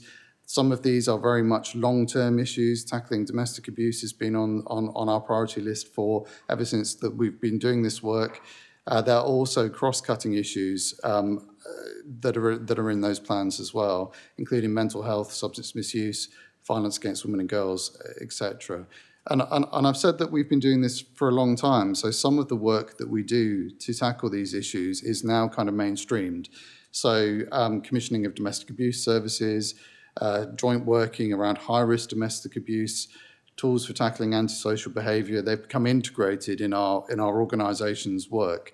But there are new activities and there are new things that we're doing as part of those plans. The community safety plan includes performance indicators, and these aren't there to hold us to account as such. It can be quite misleading sometimes to judge your performance on performance indicators. So, for example, a lot of the work we do around domestic abuse and sexual offences is about raising awareness, increasing confidence, and getting people to report those issues. So that actually might result in us having a rise in those issues, and we shouldn't see that, a rise in those crimes, and we shouldn't see that as negative, because we're actively wanting people to come forward and feel confident that they can report those things. So we look at things in a bit more detail. So we look at things like repeat offending and repeat victims, because that's where we're trying to narrow down to understand the impact and the focus. Just in terms of the reducing reoffending strategy, it's a specific requirement to have a reducing reoffending strategy. We work with various partners to achieve that. Our strategy is owned with the Bournemouth, Christchurch and Poole Community Safety Partnership. Now, the reason for that is because many of the agencies involved in this in the criminal justice system work on a Pan Dorset basis, and many of the initiatives and projects are working on a Pan Dorset basis. So there's no benefit to necessarily having a localised Dorset County-only strategy. It makes sense to have one that's Pan Dorset. And just in terms of reducing reoffending, we know that nationally, roughly 25% of adults reoffend, slightly higher for children and young people. But there's some real drivers and causes for that, which are explained in the strategy around relationships forming that inform offending, but the way people think and lifestyle. So targeting those things to help reducing reoffending is all set out in the strategy and is really important in terms of tackling that issue. The final strategy, the serious violence strategy, was a new requirement under the Police Crime and Sentencing in Courts Act. And although a separate piece of legislation, as I mentioned, the partners are very much the same. So we are avoiding duplication by coordinating that work through the Community Safety Partnership. And what I would say is we have very strong partnership arrangements in Dorset around community safety that bring these things together. So any new legislation that's come on around serious violence or domestic abuse, we've continued to use our established mechanisms because we have a solid foundation with that. Again, there's a requirement around the serious violence strategy to do a needs assessment to inform the strategy, which we've done, and to make. We recognise that although we have to have a separate serious violence strategy, it links very closely to our overarching community safety plan. So it's very much integrated. So what you'll see in our community safety plan around serious violence is essentially reflecting our serious violence strategy. We're trying to keep everything streamlined and working in parallel. I mean, what I would say is that Dorset is a safe place. The Dorset County area is, as in the police force area, is the 6th safest force in the country, and that includes BCP. So we do well in terms of maintaining Dorset as a safe place, but these strategies help us kind of develop that and maintain that safety and help us move things forward. I guess the other thing I would say is that the Community Safety Partnership, these are live things. So the Community Safety Partnership is about problem solving. It's about bringing all those partners together to actually understand issues and try and tackle them. It's very much dynamic in that sense. So some of these things are fluid, and as I've mentioned, the strategies and plans are deliberately broad to allow for that creativity and innovation in delivering against these things. We don't want to be kind of committing ourselves to plans and then realising through our regular kind of work to try and understand these issues that actually we need to take a different tack and we can't. So that flexibility is very much built in. And the CSP kind of monitored the delivery and impact at every one of their kind of quarterly meetings. So I'll leave it there, Chair. The committee's been asked to recommend these plans to Council for adoption. There's more opportunities in the future for members to get involved in this work and help shape it. And we're also doing a dedicated session for members on our community safety work where we can talk about more around this subject and the work that's being done. Thank you, Andy.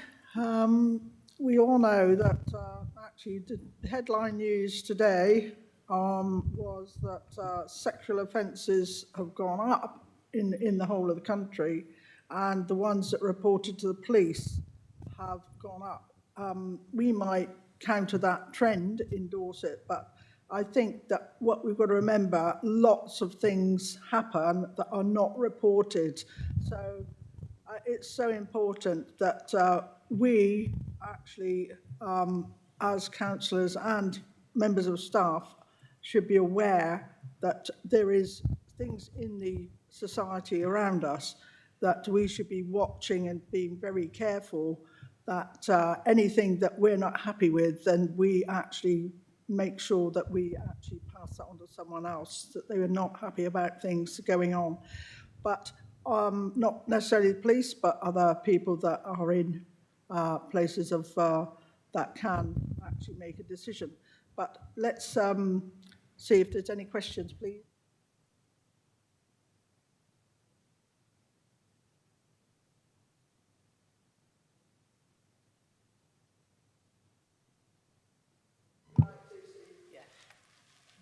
Hi. When I look at the figure, the chart you've put on page 157 that talks about the partners involved in reducing offending, I don't see the prison service there. Is that covered by the Youth Justice Service? Because you would assume what goes on in prison obviously has a knock-on effect to what happens when people come out. Yeah, and the prison service, there is a separate partnership in Dorset called the Dorset Criminal Justice Board that works specifically on the criminal justice side of partnership working, and the prisons are very heavily involved with that. Interestingly, this strategy is jointly owned by community safety, although it legally has to be owned by community safety partnerships, it's jointly owned by those partnerships in the Criminal Justice Board. So that's our link into there. And through specific activities that go on, we do link in with the prison service, particularly through probation and others. So that link is in place. May be more helpful to bring it out as an explicit link as we develop those strategies, but just rest assured it is there. Happy with that? Thank you. Carol? Thank you. Have we ever done any work, or have we got any stats to show what the educational attainment was for certainly the younger cohort coming in and creating antisocial behaviour and criminal activity? My gut feeling is that are these people not engaging in education? And that, let me start with that.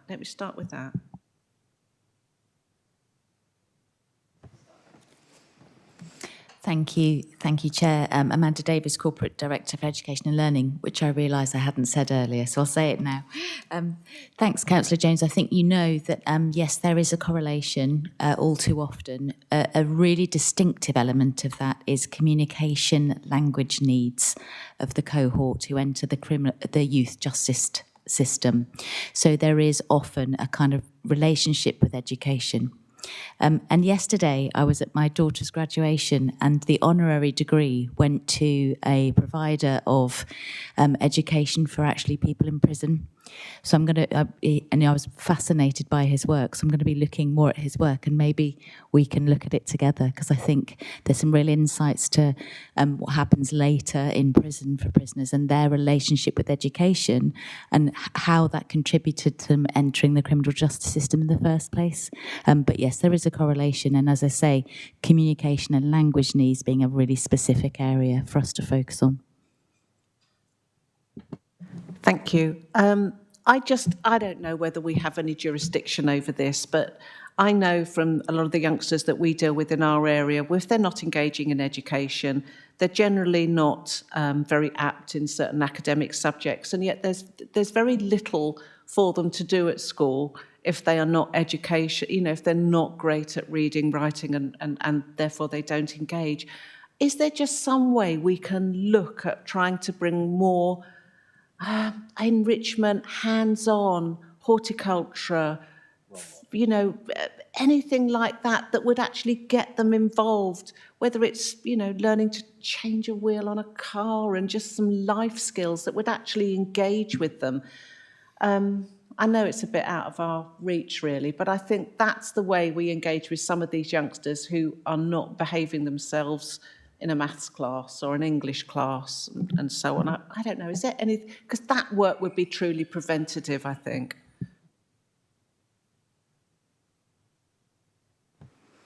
Thanks again. And you may have seen this week the announcement of a curriculum review by the central government. So Bridget Phillipson has announced a need for a curriculum review. I attended a webinar by her on Monday, and she does have an emphasis on the skills agenda and thinking broadly around skills. And I think with that curriculum review, many people in the sector, certainly the education sector, who have contributed and will contribute to kind of that curriculum review, will in all likelihood agree with you. So we want to retain aspiration for young people, because actually if taught in a good way and taught in the right curriculum, actually most people can aspire to get maths and English. We've just got to do it in the right way. But I think more vocational opportunities is something that I'm hearing most people in the sector would welcome. Do you want to go? Attach that as some sort of recommendation, or that we really encourage or progress the use of vocational, or not? Well, I think it's a bit too fragmented, but does Amanda want to?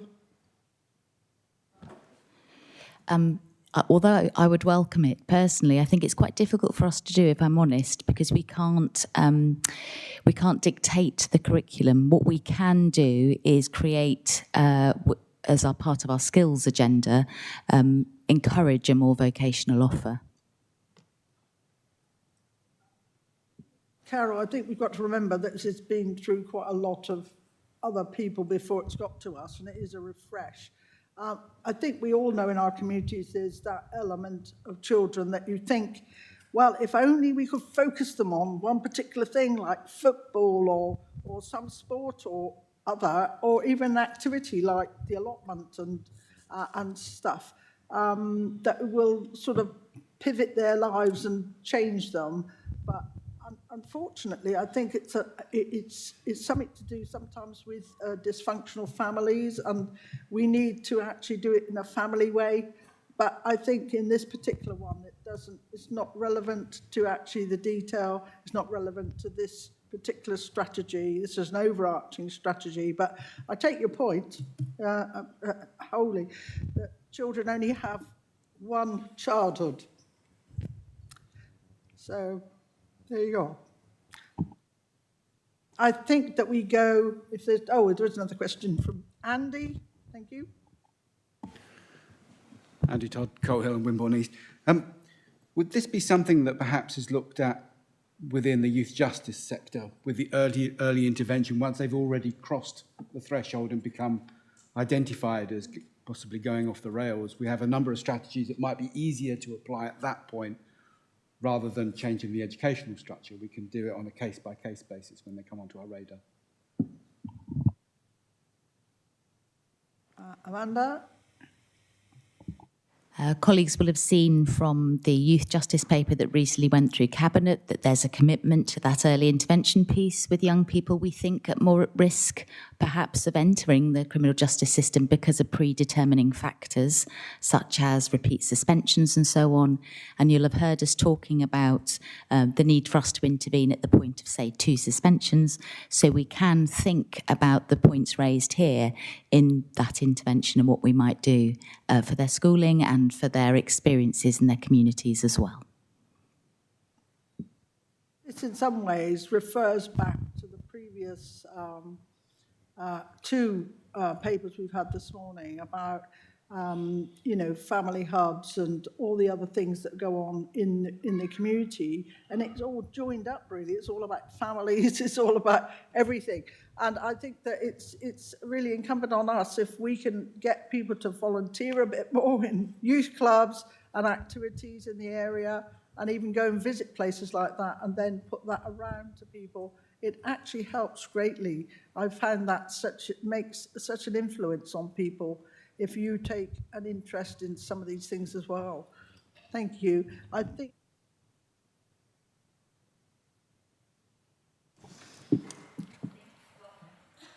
oh, sorry. Earlier.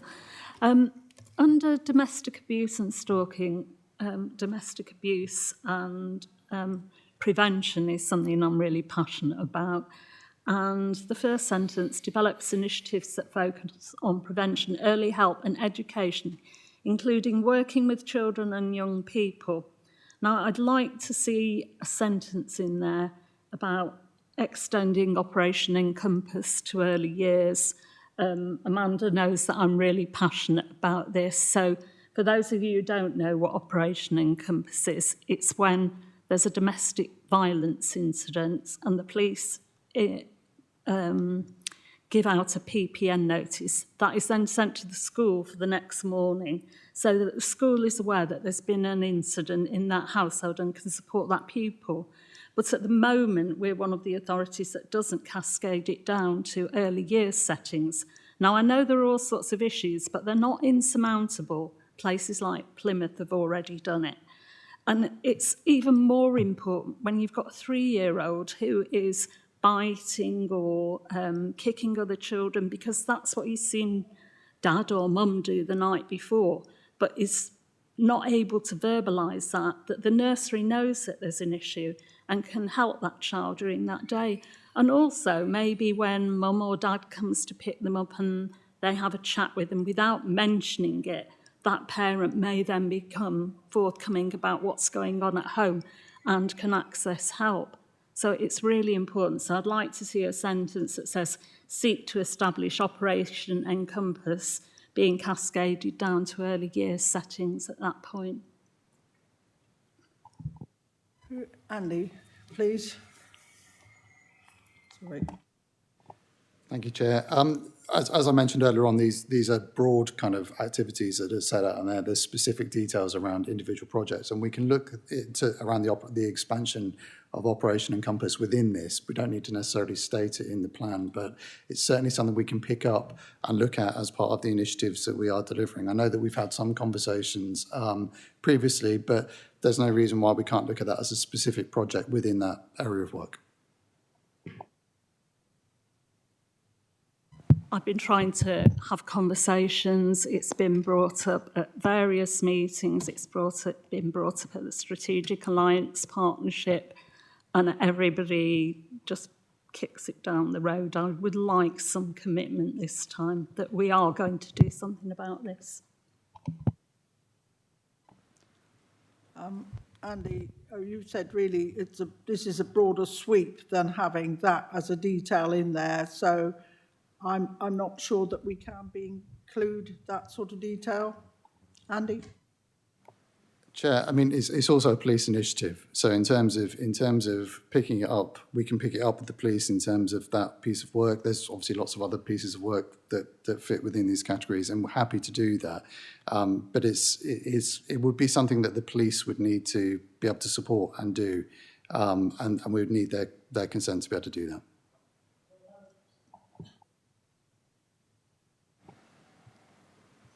Thank you.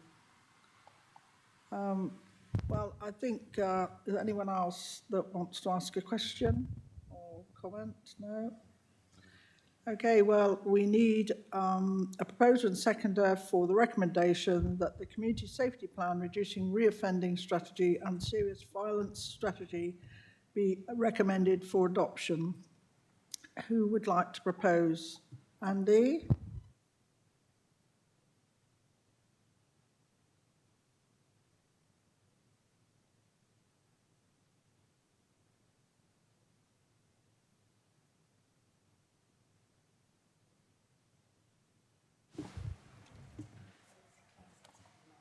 Sorry? Yep.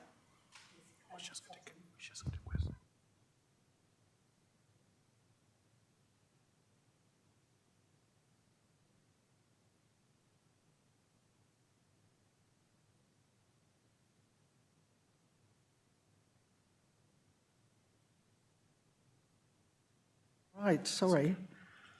Right, we've got Councillor Claire Sutton online. I'm so sorry, Claire. Thank you, Chair. No, it's no problem at all. It's no problem at all. I just wanted to say to Kathy, I think that's an extremely good point, and I undertake to follow that up seriously. Okay, that's all. Thanks. Thank you. Could we have a chat about it, please, Claire? Absolutely, Kathy. Yeah. Drop me an email and we'll sort out a time. Yeah. Thank you. Thank you very much for your support there. Yeah, so I think that we are all agreed on that one, so that can go recommended for adoption. Sorry. Item 11, there's no exempt business planned for today, but what I'd like to do is we've got an upcoming meeting. We end the meeting and then discuss that. Well, yes, okay, I'll close the meeting now. Thank you very much for attending and all the input. It's been a really interesting morning. If the committee can stay behind, I've just got a